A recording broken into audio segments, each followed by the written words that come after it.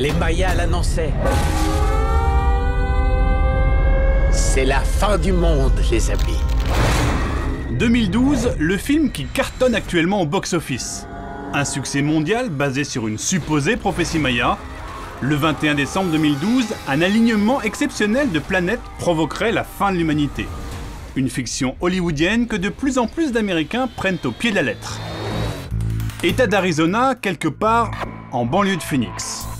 Rendez-vous avec Jim, l'un de ces mystérieux survivalists, convaincu que 2012 sonnera la fin du monde.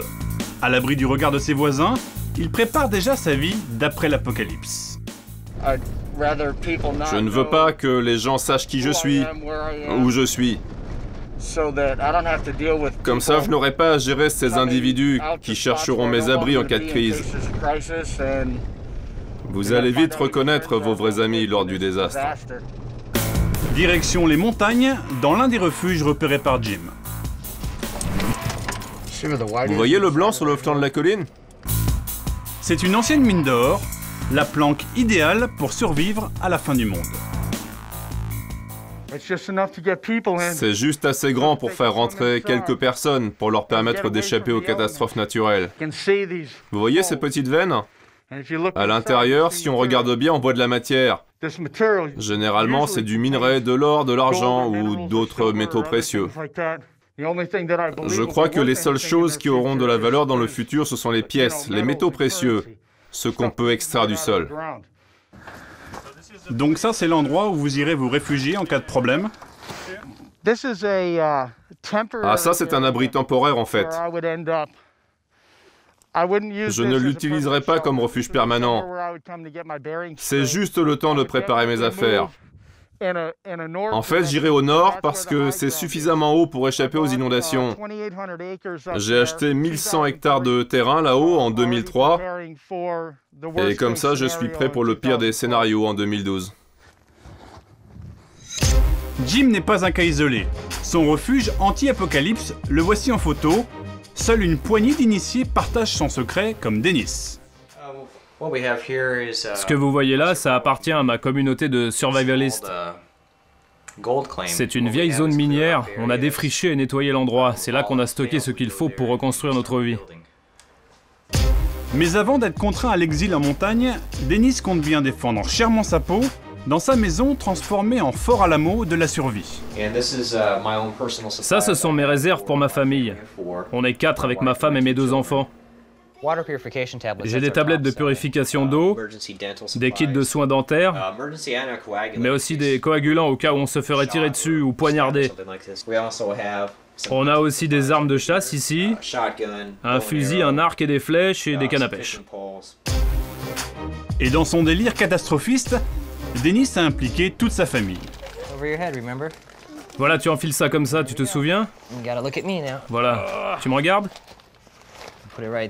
Comme ça. Ça te plaît? Oui. On veut qu'il soit à l'aise avec ça, au cas où il y ait une catastrophe, que ça devienne une seconde nature pour lui. Qu'est-ce que t'en penses? T'aimes ça? Eh, top là. Ils ne m'auront pas. Ils ne t'auront pas. Non. Au-delà de sa parano, Dennis est surtout un businessman. Il a fondé un site qui depuis 3 ans fournit la panoplie du parfait survivant à tous les allumés de 2012. J'ai vu ce qui s'est passé avec le bug de l'an 2000. Je me suis dit, la prochaine fois qu'un truc comme ça se produit, je serai le premier à en profiter. Je m'attends à ce que mon business continue à prendre de l'importance. Quand j'ai commencé il y a 3 ans, j'avais quelques centaines de visiteurs par jour. Puis j'en ai eu 1000 et aujourd'hui 46 000. Ces 3 derniers mois, mon chiffre d'affaires a été multiplié par 5. 2012, ou le dernier filon commercial à la mode. Sur Internet, la peur fait vendre, comme sur ce site où l'on peut commander son bunker garanti anti-tremblement de terre, tsunami ou inversion des pôles magnétiques. En librairie, livres et DVD cartonnent également, du plus catastrophiste au plus positif. 2012 se décline à toutes les sauces. Dans ce magasin New Age, au nord de Miami, en Floride, des méditations sont régulièrement organisées, comme un peu partout aux États-Unis. Pour Sarah et ses amis, 2012 ne marquera pas la fin du monde. Au contraire, selon eux, la prophétie maya annonce le début d'une nouvelle ère positive. Au milieu des Bouddhas, gargouilles et autres ancres au sang de dragon, la méditation va durer 1 heure. On a senti beaucoup d'énergie ce soir, n'est-ce pas?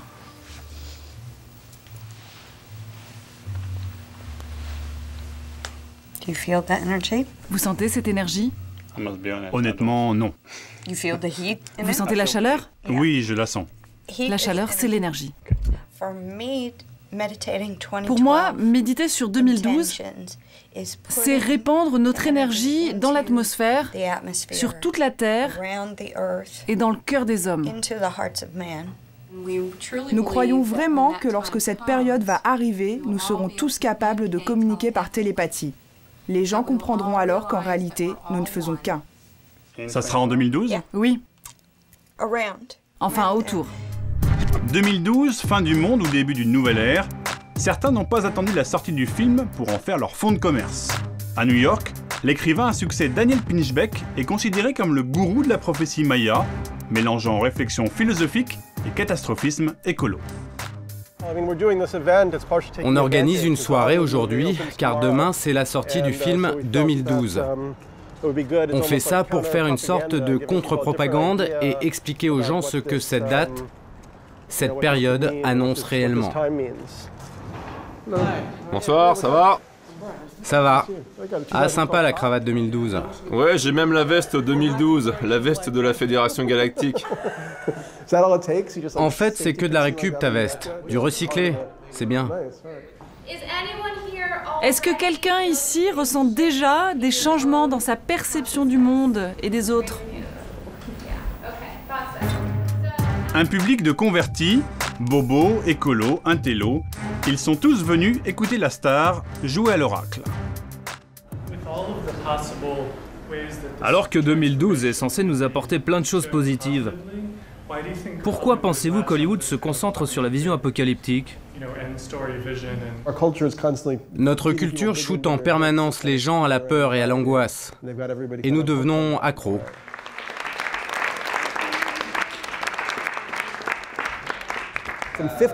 Il y a 1500 ans, les Mayas ont indiqué que des changements importants auraient lieu à partir de 2012. Et dans leurs textes, vous voyez qu'ils insistent sur la nécessité pour les hommes de participer à ce changement. Et si les hommes ne changent pas leur mode de vie, qu'est-ce qui se passe? Eh ben, on va tous y rester. Selon un sondage effectué en 2008, avant la sortie du film, 16% des Américains pensent réellement que 2012 est synonyme de catastrophe. Un chiffre inquiétant, à tel point que la semaine passée, la NASA a consacré une page entière de son site web à démentir la pseudo-prophétie maya de l'alignement planétaire. Argument scientifique contre théories fumeuses, marketing et effets spéciaux. Après le bug de l'an 2000, le business de la peur a encore de beaux jours devant lui.